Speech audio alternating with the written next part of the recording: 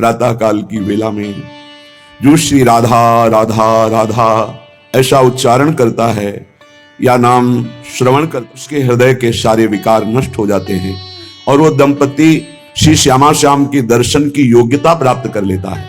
जो राधा राधा राधा ऐसा नाम कीर्तन करता शीघ्र ही उसे भगवत साक्षात्कार प्राप्त होता है। जो मधुर स्वर से बोलता है राधा राधा राधा, तो समस्त हृदय की और जीवन की बाधाएं नष्ट हो जाती है।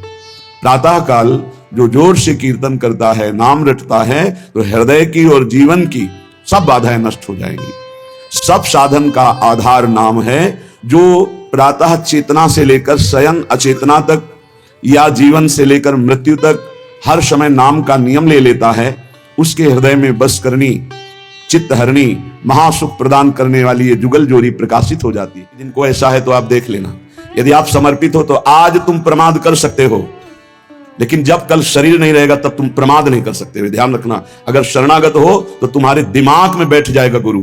अभी तो शरीर से है इसलिए बेपरवाह हो, लेकिन जिस दिन शरीर ना रहा या गुरु का शरीर नहीं रहेगा तो सच्चे शरणागत के दिमाग में गुरु बैठ जाते हैं और वो विरह और मिलन की तड़प में पूरा जीवन समर्पित करके वो उच्च कोटि की अवस्था को प्राप्त होता है। हमारा जीवन श्री जी के चरणारविंद में समर्पित है। हमारा कर कमल श्री जी ने पकड़ लिया है, भरोसा करो। कैसे जानोगे श्री जी ने पकड़ लिया?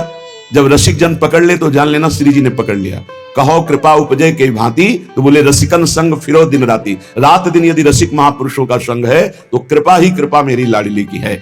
भगवान का जो भक्त है वही यथार्थ में बंदनीय है।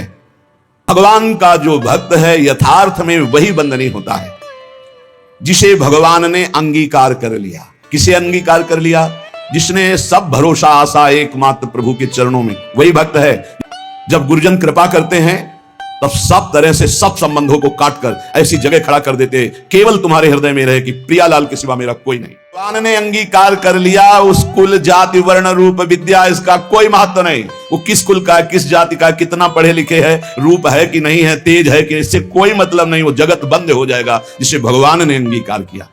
श्री महामहिम सूरदास जी कह रहे, जाको मन मोहन अंग करे, जिसे भगवान अंगीकार कर लेते हैं। ताको केस खसे नहीं सिरते, जो जग बैर परे। विश्वास कीजिए, ताको केस खसे नहीं सिरते, जो जग बैर परे। जाको मन मोहन अंग करे। केस माने बाल। एक भी बाल कोई सर का उखाड़ नहीं सकता है जिसके भगवान रक्षक हो गए, जिसको भगवान ने स्वीकार। कयाधु जी ने सुंदर श्रृंगार किया। प्रहलाद जी का 5 वर्ष के बालक हैं, दौड़ कर गए सिंहासन त्रिभुवनपति हिरण्यकश्यप, जिसकी एक ललकार गर्जना में बड़े बड़े देवता हाथ जोड़कर खड़े होते हैं। वही है भगवान का दिव्य पार्षद, कोई और थोड़ी है। जाके साष्टांग दंडोत किया, पिता से गोद में उठा लिया, दुलार किया।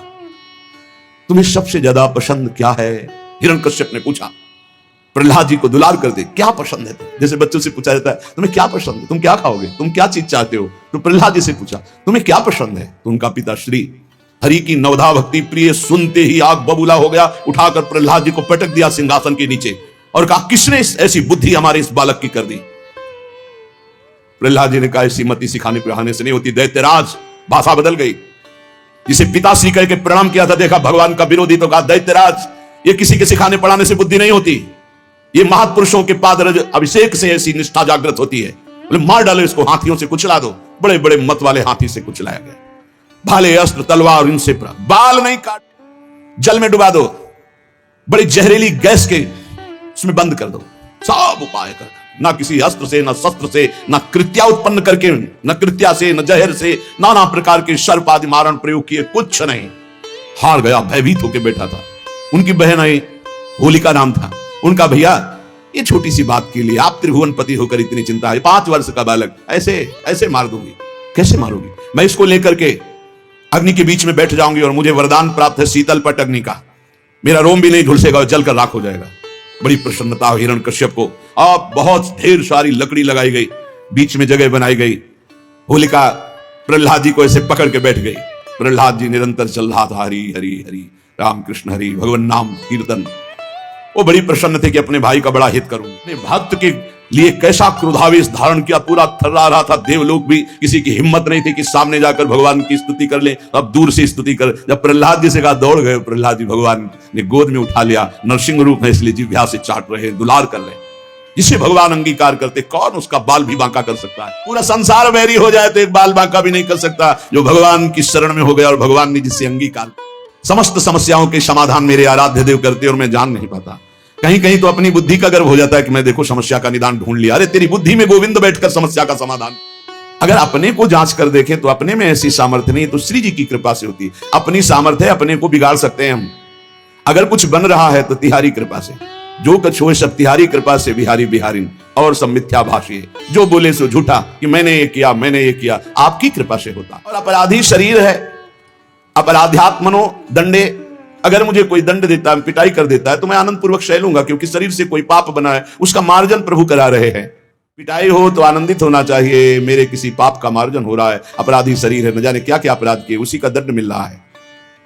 किसी से अपने को परिचय नहीं बनाना है कि हमें दंड मिले या कोई गाली दे, निंदा करे तो हम अपने परिचय का प्रयोग कर दें, हम अपने किसी बाहरी बल का प्रयोग कर दें। नहीं, नीच अपमानम सुधा, नीच पुरुषों द्वारा किया हुआ अपमान अमृत के समान लगे। किसी की अवज्ञा नहीं करूंगा और किले में रहकर जैसे छुप कर कोई रहता है, ऐसे अपने को छुपा करके वृंदावन में अपनी महिमा को ढक करके सबसे नीचे रहकर सबकी कृपा प्रार्थना चाहूंगा। सबकी कृपा मिले मुझे।